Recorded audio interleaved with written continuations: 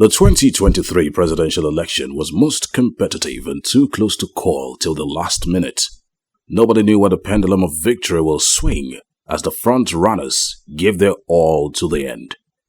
Tinubu, the eventual winner, tied on 12 states with Atiku of the PDP and Peter Obi of Labour Party. Tinubu won, having garnered most votes with simple majority and 25% spread across the country. Tinubu won with total votes of 8,794,726 votes. Atiku scored 6,984,520 votes. Peter Obi scored 6,101,533 votes. And Rabiu Musa Kwankwaso scored 1,496,787. Tinubu won this hard-fought victory on uncommon resilience, dogged determination and extensive political goodwill across Nigeria. He visited 36 states and the FCT to preach the message of renewed hope, which resonated with Nigerians that voted for him. Tinubu has become Nigeria's 16th democratically elected civilian president. This election has changed the traditional power blocks and established structures of Nigeria's political journey. What impact will the result of the presidential election have on the outcome of the governorship election on March 11th, 2023? I don't think it will have anything to do with it because you see, every election is local. So there are different variables for the presidential election and the local election. If you remember very well, 4 years ago, the PDP, the margin between PDP and APC in Lagos, I think was about 100,000 votes. Because if I remember vividly that after the presidential election, Bola Ahmed Tinubu called a meeting of APC leaders at their secretariat and he lambasted them that only Mushin local government delivered without problem, that it was too close in all the other 19 local governments. So during the presidential election, the variables are different. For example, this time when it comes to governorship election, Obi is not on the ballot. And because Obi is not on the ballot, the loyalty, for example, of the Igbo-speaking voters in Lagos, the loyalty will not be as 100% to Obi as it will be to Vivian. Despite the fact that Vivian had an Igbo wife. Because the dynamics are different. Then secondly, when it comes to religion, you understand, that will not work because the Christians, the pastors that do not like the Muslim ticket and kept telling their members to say, look, you must reject the Muslim ticket, is a different variable when you look at Sanwo-Olu. Sanwo-Olu is a Christian. And not only that he's a Christian, he's a strong member of Mountain of Fire. Strong member. He himself and his wife are very strong members of Mountain of Fire. The wife of Ashwaju is a member of the Redeemed Church. So the Christian voters will not have the kind of disagreement that they have with Ashwaju when it comes to Sanwo-Olu. Then another thing that you look at is that the members of the APC will also now be energized. It's like a wake-up call to them. Because when you look... Talking about that, they have played a lot down on the advantage of the figures that they have. I mean, if you look at it, Lagos is the most populated in terms of the elections. Yes. We have the biggest voting population. Yet, when the people declaring the results, they said registered, they give about 5 million registered. But at the end of the day, only about under 1 million. Because, what is the problem? 1 million something. Even if it is 1 million something. Each of them are 500. Is that good enough? No, it's not good enough. But you see, there are a lot of factors for that. Okay, let us know. The first one has to do with the fact that just before the election, the state of the economy was terrible. No, wait, let me say something. Let's not go back to that. This has been the problem with Lagos. Yes, I agree. In all the elections. Because what I'm saying is that what I'm saying is that this time we are going to look at that. There are some people, a lot of people did not have access to money. So a lot of people didn't come this out. time around. A lot of people didn't come out, especially the elites. Because if you look at Ikoyi and all Ikoyi areas where the richer, they didn't come out to vote. They just decided that they don't want to vote. You understand? But do they actually ever come in out? fact, in this, yes, most times they don't come They out. don't come out. That's the truth. Because most times, in fact, what we were able to get what we got was that a lot of younger voters came out. You know, so that's part of the problem. Another problem again has to do with complacency. You know, when you've been in the state for so long and you've been ruling that state for so long and you have weak opposition, which is PDP, you take things for granted. Another factor has to do with that the party is not as cohesive as it used to be. There are a lot of divisions within the party. From who? Governor Sanwo-Olu is going to have to work 3 times harder in the next 48 hours to be able to get people to come out and vote on Saturday. No, you remember it's next week, 11th. I know. He's going to work in the next 48 hours. He's not going to be too much involved in the euphoria of the victory of Governor Bola As he is now in Abuja. He needs to get back to base and start working.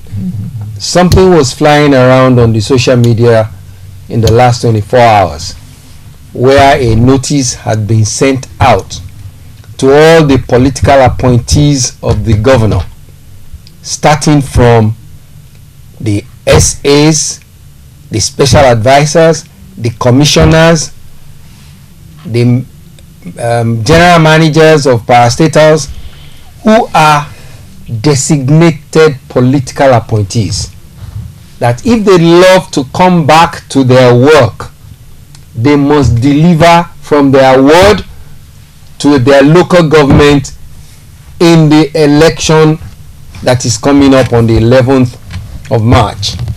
And it stands to reason. You are political appointees, which means you must have your political followings wherever you have been appointed into the government. A lot of people have been so complacent, particularly those who are politicians in Lagos, because they want to ride on the mandate of Bola Ahmed Tinubu. And politics is not played like that. It's about you getting up to mobilize people to come out and vote. I am almost certain that Bola Tinubu is not too happy with a lot of the politicians who he has put in charge in Lagos here, going by the result of the last election. He held them responsible yes. for it, and he gave them some bashing for yeah, he must be doing that. Okay. And speaking the truth to the people. This is the first time that a candidate of Southwest extraction is going to become the president of Nigeria without being an ex-uniform person. First time. For those who understand the meaning of that, one of the reasons why Bola Tinubu, the right word, yeah, the right word. One of the reasons why Bola Tinubu had serious opposition to his candidature is more likely because he was never a part of those uniform group of people who had been ruling this country in the last 60 years. He's the first non-civil service person to become the president of Nigeria. Private sector driven. He is a private sector person who came into politics and has gone through the thick and thin of it to be this successful and become the president of Nigeria. That characteristics of him is what has shown in the successes that trail him since he became governor in Lagos State. Very, very pragmatic in his approach to the business of governance. Very, very pragmatic in his approach to the economic programs of government. Very, very innovative in his approach in creating wealth from within the system. Those are issues that work for Bola Tinubu and that will work for Nigeria if we understand it. Therefore, I plead with a lot of people who have reasons to be bitter, who have reasons to be angry, who have reasons not to like the person of Bola Tinubu, to give him a chance to show the goodness born out of experience, born out of knowledge, and born out of the desire to deliver and contribute to the development of Nigeria. INEC needs to work a lot harder to improve all the lapses of the last election henceforth. Tinubu should reach out to all those who contested with him for a more inclusive government. From the outset, on the 10th of January 2022, when he formally announced his intention to run as President of the Federal Republic of Nigeria, without mincing words, Senator Bola Ahmed Tinubu assuredly proclaimed to Nigerians and the world at large that to occupy the prime position of Nigeria's president has been his life ambition. The first step to this journey was successfully actualized on the 8th of June 2022, when Senator Bola Ahmed Tinubu won the presidential primaries of the All Progressives Congress (APC), becoming the standard-bearer of the party in the 2023 presidential election. I commend my fellow aspirants. It is a difficult thing to run for president. The stiff and bold competition you offered made our party stronger, made me better. I'm a better man. I am humbled. I'm grateful to all of you. Through personal ambition and conviction that I will do a better job. Not because you denigrate yourself, but you trust my brain that I'm a thinker and I am a doer.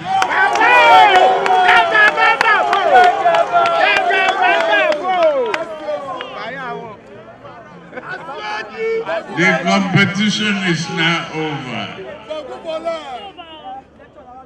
Those who did not support me, you have nothing to fear. I hold no grudges and grievances. We can do it. We can revive our economy. We can compete well with other nations. We can beat nations like Morocco and others. Yes, we can. As an activist who campaigned vigorously with the National Democratic Coalition movement (NADECO) for the return of democracy, which led to the birth of Nigeria's Fourth Republic, serving as the governor of Lagos State from 1999 to 2007, and senator representing Lagos West Senatorial District in the Third Republic, where he gave off a very commendable account of himself that the world is still talking about till today. Senator Bola Ahmed Tinubu has indeed creditably ticked all the boxes, ready to lead Nigeria into a more stable economy, a more united people, and secured environment. Lagos State today, a trajectory which began with Senator Bola Ahmed Tinubu, is the richest state in Nigeria, with an IGR of more than 51 billion naira monthly. Now a megacity, emerging smart economy and the third biggest economy in Africa. In terms of infrastructural developments, such as railroad network and water transportation, educational development and ICT penetration, Lagos State remains the state that every state wants to be like. This could only have come from the political sagacity and uncommon foresight of a globally acclaimed development expert. This is what Senator Bola Ahmed Tinubu, President-elect, has brought to the table that makes him the man to beat. APC vice presidential candidate for the 2023 election, Senator Kashim Shettima, is a very perfect match that complements the joint ticket with Senator Bola Ahmed Tinubu in all areas. The very cosmopolitan, widely traveled and highly detribalized Nigerian. Senator Kashim Shettima, who was governor of Borno State from 2011 to 2019, also served as senator representing Borno Central constituency. A seasoned banker, administrator and politician of note, Senator Kashim Shettima has registered enduring legacies of good governance, education and infrastructural development in all parts of Borno State. Senator Kashim Shettima turned around Maiduguri metropolis from a war-ravaged zone during the heat of the Boko Haram insurgency into a new city with good road network, electricity and employment for indigents of the state. Senator Kashim Shettima, who was re-nominated for the second term, withdrew from the nomination to become Senator Ahmed Tinubu's running mate in the 2023 presidential election.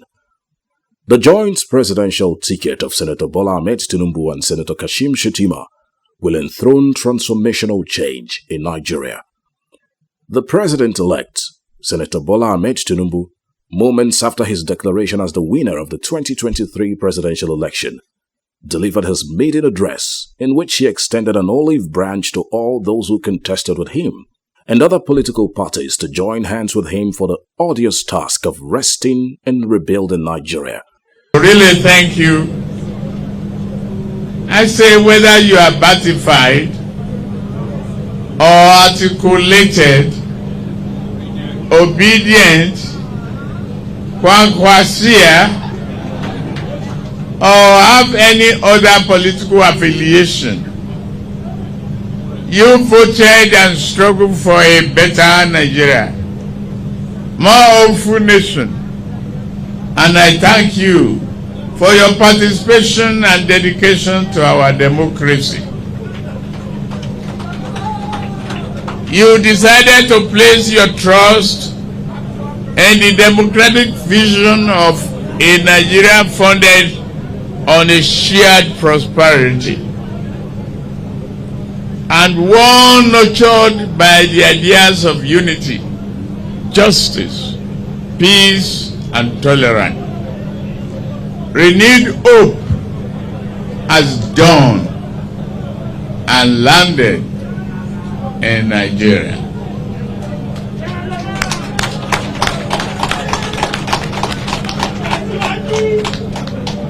I represent that promise, and with your support, I know that promise will be fulfilled. You will, and we will achieve it together. I promise I'll work with you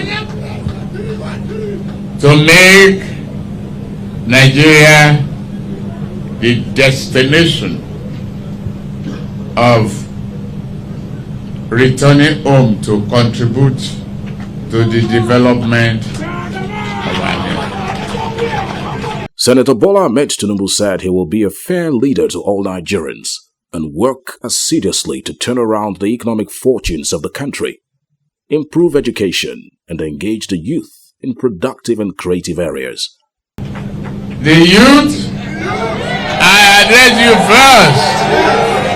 Let me repeat that I hear you loud and clear. What do I say? Loud and clear. Whatever the cause, we are going to chart the path together. We are going to embark on this journey together, united. No one is too small to be creative.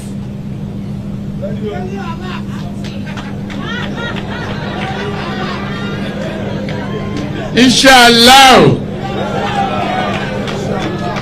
we will work together that we pay attention, undivided attention to your education.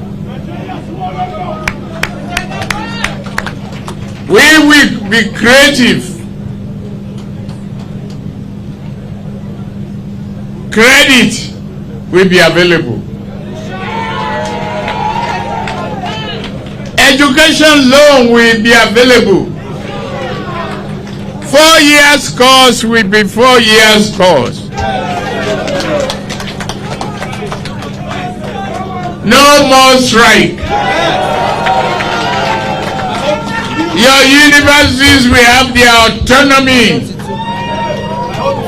to be able to upgrade your syllabuses and be creative. No more selling of handouts. They must be authors. They must write and create for the nation. I know where it pains. And believe me, you will see the reward of your election. Meanwhile, President Muhammadu Buhari has congratulated the president-elect and advised others who contested with him to cooperate with him.